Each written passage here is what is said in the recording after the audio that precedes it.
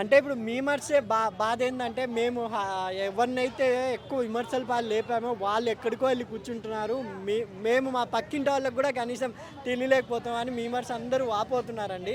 నిజంగా ఈరోజు చిట్టి పిక్కిల్స్ అనే అమ్మాయి ఒక అక్కడ అట్రాక్షన్, ఎందుకంటే అక్కడ చూడండి అశ్విన్ బాబు గారు, తమన్ గారు, హీరోయిన్స్, ఆ సినిమాలో నటించిన హీరోయిన్స్ ఇద్దరున్నా కూడా కెమెరా ఆల్మోస్ట్ 100% కెమెరాస్ అన్నీ ఆ మీదే ఫోకస్ వెళ్ళాయంటే ఈరోజు సోషల్ మీడియా పవర్ ఏంటో, అంటే ట్రెండింగ్లో ఇప్పుడు ఆ సినిమా కూడా అశ్విన్ బాబు హీరో అనేది మర్చిపోయారు. ఎవరైనా అది మీమ్స్ ఉంది కదా, ఎవరైనా చెప్పండ్రా అశ్విన్ బాబు హీరో అని అందరూ మోక్షాన్ని చూపిస్తున్నారు.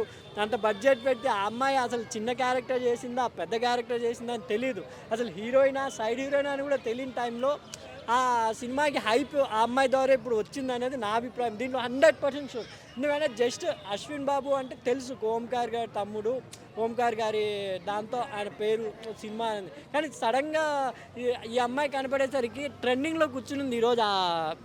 ఇది టీజర్ లాంచ్ ఏదైతే జరిగిందో ఇదో ట్రెండింగ్లో ఉందంటే కేవలం సోషల్ మీడియా పవరు.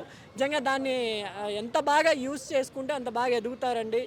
సరిగ్గా యూస్ చేసుకోకపోతే సడన్గా పడిపోయిన వాళ్ళు కూడా ఉన్నారు. ఎగ్జాంపుల్ బిగ్ బాస్ నుండి వచ్చిన మన రైతు బిడ్డ, ఆయన ఎట్టో లేపారు మళ్ళీ సడన్గా గ్రాఫ్ పడిపోయింది. అంటే సద్వినియోగం చేసుకోవాలి. ఇప్పుడు చిట్టి పికిల్స్ అమ్మాయి అందం ఉంది, బాగా గ్లామర్ ఉంది.